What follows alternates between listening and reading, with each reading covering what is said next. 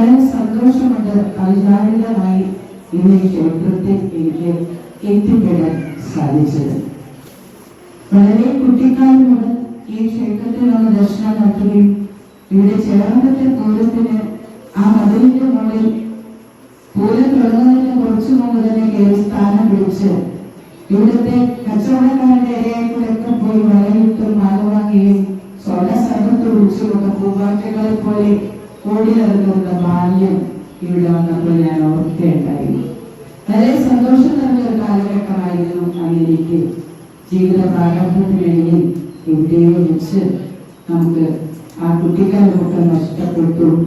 എന്നിരുന്നാലും ഇന്ന് വീണ്ടും അവിചാരിതമായ സപ്തമയുടെ ശ്രീ പ്രസാദ് സാറിനെ ഇന്നലെ മാതൃഭൂമി ബുക്ക് സ്റ്റാളിൽ വെച്ച് കണ്ടുമുട്ടാനിടയായപ്പോൾ അദ്ദേഹം എന്നോട് ഇങ്ങോട്ട് വന്ന് ചേർന്നതിക്കാലം വെച്ച് ഞാൻ പരിചയപ്പെട്ടിട്ടുണ്ടല്ലോ എന്ന് പറഞ്ഞു. എനിക്ക് വളരെ അതിശയം തോന്നി. കാരണം എത്രയോ വർഷങ്ങൾക്ക് മുമ്പ് ഞാൻ ഇവിടെ വന്നപ്പോഴാണ് ശ്രീ പ്രസാദ് സാർ എന്നെ കണ്ടത്. അദ്ദേഹം ഒന്ന് ഓർത്തു വെച്ചു. അപ്പോൾ അതെനിക്കൊരു പ്രചോദനമാണ്. സത്യത്തിൽ ഇവിടെ വന്നാൽ മനസ്സിൽ മോഹിച്ചിരുന്നത് കല്യാണമാക്കുന്നത് എത്താൻ കഴിയും എന്ന് ദേവിക്ക് ഇന്ന് തന്നെ വന്ന് കണ്ടാൽ മതിയെന്ന് തോന്നിയിട്ടുണ്ടാവും. അതുകൊണ്ടാണ് ഇന്ന് എന്നെ ഇവിടെ എത്തിച്ചത്. എന്തായാലും വളരെ വളരെ സന്തോഷം ഉള്ള ഒരു ദിവസമാണ്, ഒരു അഭിമാന മുഹൂർത്തമാണ് ഇത് എന്ന് ഞാൻ നിങ്ങളോട് പങ്കുവയ്ക്കുകയാണ്. നമുക്കറിയാം, ആർഷഭാരത സംസ്കാരത്തിന് തനതായിട്ടുള്ള ഒരു കർമ്മപഥമുണ്ട്. ആ കർമ്മപഥത്തിലൂടെയാണ് നമ്മൾ സഞ്ചരിക്കേണ്ടത് എന്നത് നമ്മുടെ ആചാര്യന്മാർ ഗുരുക്കന്മാരൊക്കെ നമുക്ക് പറഞ്ഞു തന്നിട്ടുണ്ട്.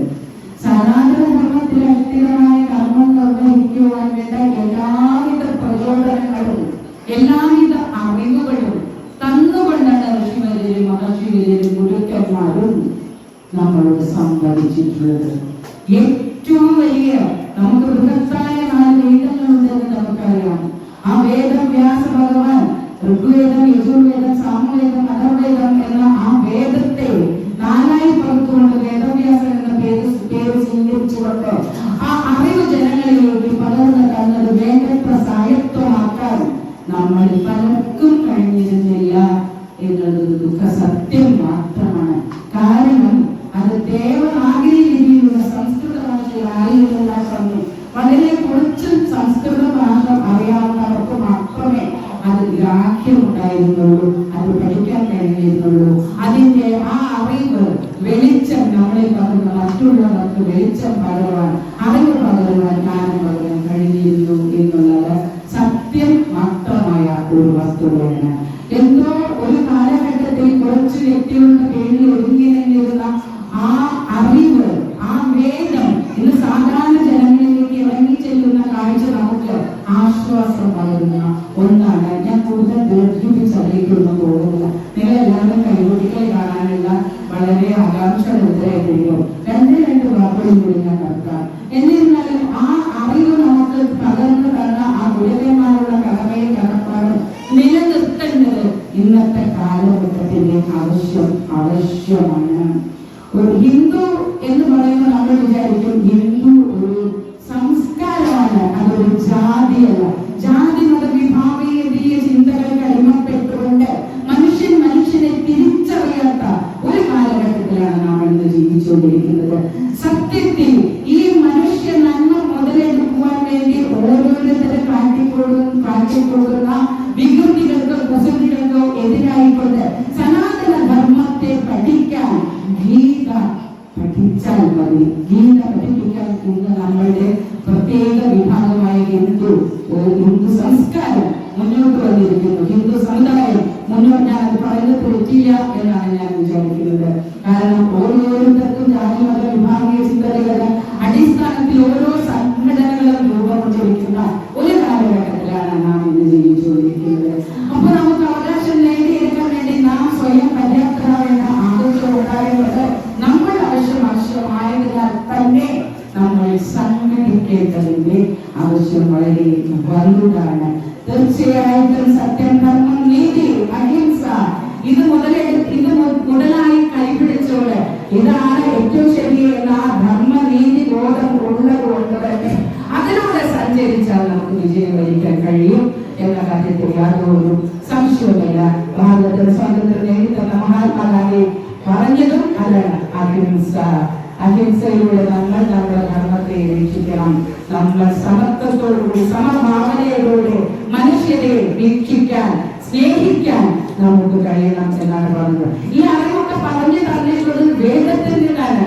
ഈ വേദത്തിന്റെ ഭാഷ നേരത്തെ പറഞ്ഞതുപോലെ സംസ്കൃതത്തിലായതുകൊണ്ട് തന്നെ മനസ്സിലാക്കാൻ ബുദ്ധിമുട്ടുള്ളത് കാരണം പലവർക്കും അത് മനസ്സിലാക്കാൻ കഴിയാതെ പോയത് കാരണമാണ് ഇന്ന് വന്ന ഒരു അപജയത്തിന് നമുക്ക് കാരണമായിട്ടുള്ളത്. കൂട്ടത്തിൽ ബ്രിട്ടീഷ് ആധിപത്യ ഭരണം, ബ്രിട്ടീഷുകാരുടെ ഭരണത്തോടുകൂടി ആ ആംഗലേയ സംസ്കാരത്തിന്റെ ആ ഒരു ചുവട് നമ്മൾ കടമെടുത്തുകൊണ്ട് അല്ലെങ്കിൽ അത് പിന്തുടരാൻ നമ്മൾ നിർബന്ധിതരായിട്ടുള്ള സംസ്കാരം പിന്തുടരാൻ നമ്മൾ നിർബന്ധിതരായതുകൊണ്ട് നമ്മൾ ആർഷഭാഗ സംസ്കാരത്തിൽ നമുക്ക് പിതാമഹന്മാർ പറഞ്ഞ മൂല്യച്ചുരി വരുവാൻ ഒരു കാരണമായി എന്നുള്ള കാര്യവും നിസ്തർക്കമാണ് എന്നാണ് എന്റെ അഭിപ്രായം.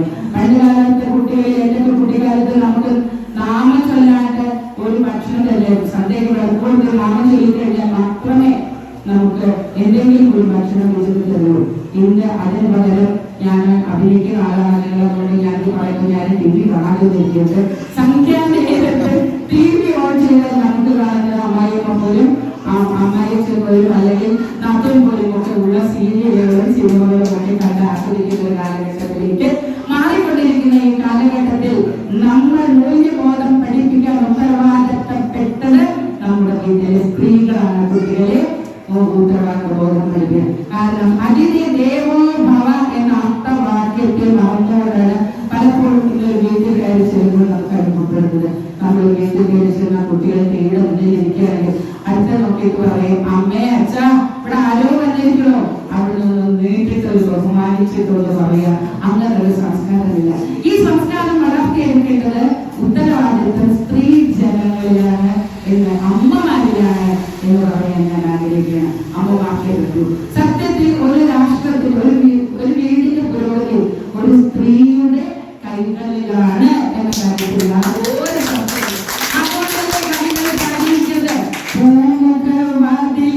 സ്നേഹം തുളുമ്പുന്ന പൂങ്കിങ്കളാണ് എന്റെ ഭാര്യ. ഇതൊക്കെ അവര് പറയുമ്പോഴും 30% 50% നമ്മള് സംവരണം ഒക്കെ അവകാശപ്പെടുമ്പോഴും ഇന്ന് പുരുഷന്റെ ഹൃദയത്തിൽ എവിടെയോ സ്ത്രീക്ക് ചെറിയൊരു പിന്നാക്ക സ്ഥാനം ഇല്ലേ എന്ന് നമ്മൾ സംശയിക്കേണ്ടിയിരിക്കുന്നു. പലപ്പോഴും പലർക്കും പല കാര്യങ്ങളിലും അതനുഭവം. ഞാനൊരു സ്ത്രീ പുരുഷ യോഗ്യമല്ലല്ലോ, സ്ത്രീ സമത്വത്തിൽ വിശ്വസിക്കുന്നതാണ്. കാരണം നമ്മുടെ ആചാര്യം ഉന്നതനെ എന്ന സൗന്ദര്യങ്ങളിൽ പറഞ്ഞിരിക്കുന്നത് എന്താ പറഞ്ഞ ശിവശക്തിയായുക്തോ ഭവതി ശക്തപ്രവദിതം ന ചേദേവം ദേവോ ന കുശലസ്പന്ദിതുമപി അധസ്ത്വം ആരാധ്യം അധികവിരിഞ്ചാതിവിരമി പ്രളന്തം സ്തോതുമ്പ കർമ്മത്തിന്റെ പുണ്യപ്രവതി എന്നാണ് പറഞ്ഞിരിക്കുന്നത്. ഒരു നാണയത്തിന്റെ രണ്ട് വശങ്ങളാണ് സ്ത്രീയും പുരുഷനും. സമത്വം അവിടെയാണുള്ളത്. സാക്ഷാൽ പരമശിവന് സംഹാരരൂപിയായ പരമശിവന് ശക്തി സ്വരൂപിയായ പാർവതി ഒപ്പമില്ലെങ്കിൽ കടികേട് സഹിക്കാൻ പറ്റില്ല എന്ന ആചാരസ്വാമികൾ ആ സൗന്ദര്യത്തിൽ ആദ്യത്തെ ശ്ലോകത്തിൽ എഴുതിയിരിക്കുന്നത്. അപ്പൊ നമ്മൾ സ്ത്രീകളുടെ മഹത്വം എത്രയാണ് എന്ന് അന്ന് മുതൽക്ക് തന്നെ മനസ്സിലാക്കിയ മഹാനുഭാവാനായിരുന്നു നമ്മുടെ ആചാര്യ ഗുരു എന്ന് നമ്മൾ തിരിച്ചറിഞ്ഞിട്ടുണ്ട്. ശരിക്കും സ്ത്രീകൾക്ക് തന്നെയാണ് ഒരു കുടുംബത്തിന്റെ ഭദ്രത ഊട്ടി വളർത്തുവാൻ പറ്റുക. അത് ആ കുടുംബം വളർന്ന സമൂഹം നന്നാവും. സമൂഹം നന്നായി നമ്മുടെ രാഷ്ട്രം നന്നാവും.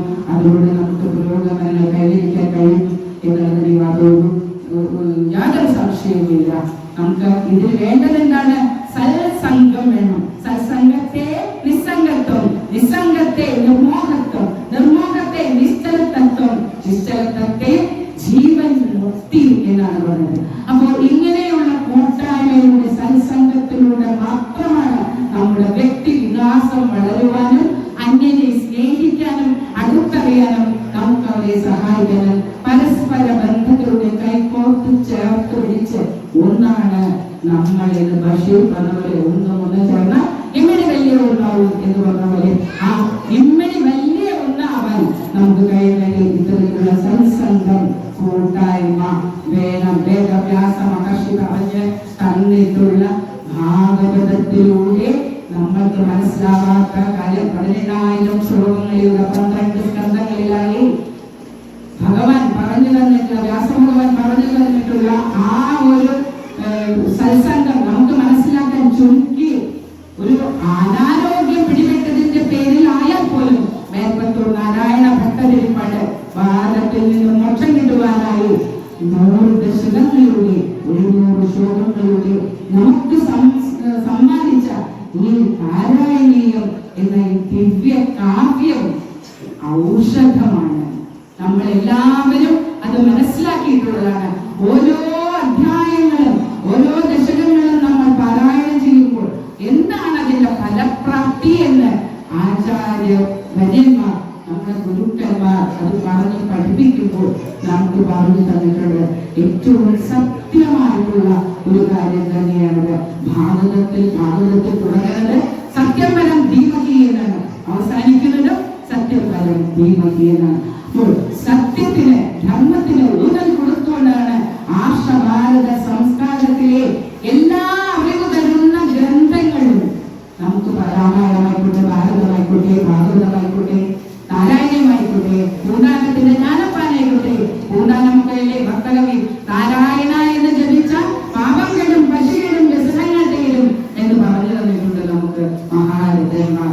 അതുപോലെ തന്നെ ഈ ജീവിതത്തിന്റെ വ്യർത്ഥത എത്രത്തോളം നിസ്സാരമാണ് എന്നെല്ലാം നമുക്ക് മനസ്സിലാക്കി തന്നത് ഈ അമൂല്യ ഗ്രന്ഥങ്ങളിലൂടെയാണ്.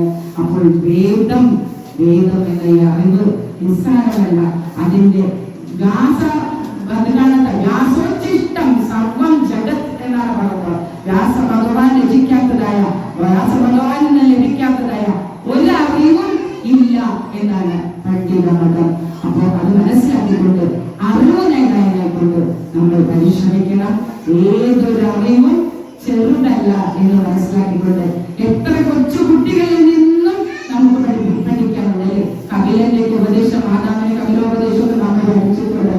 അങ്ങനെ എത്ര പിന്നെ നാരായണ മഹിമ എന്ന് പറയേണ്ട കാര്യമില്ല. പ്രഹ്ലാദൻ അറിയാതെ ഗുരുനാഥനെ ഈശ്വരനെ വിളിച്ചപ്പോൾ നരസിംഹം പ്രത്യക്ഷപ്പെട്ടതും ഒക്കെ നമുക്കറിയാം. അജാമിളന്റെ ഒരു ഉദാഹരണം, അജാമിളൻ അല്ലെ, അജാമിളന്റെ കഥയൊക്കെ നമുക്ക് എല്ലാവർക്കും അറിയാം. ഞാൻ അതിലേക്കൊന്നും പോകുന്നില്ല. അറിയാതെ നാരായണ എന്ന മകന്റെ പേര് വിളിച്ചപ്പോൾ മോക്ഷം കിട്ടിയ കഥയും നമ്മൾ അറിഞ്ഞു. അപ്പൊ നാരായണ എന്ന മന്ത്രത്തിന്, താരക മന്ത്രമായ രാമമന്ത്രത്തിന്റെ ശക്തി പോലെ തന്നെ അത്യധികം പവിത്രമാണ്, അത്യധികം ശക്തിയുള്ളതാണ്.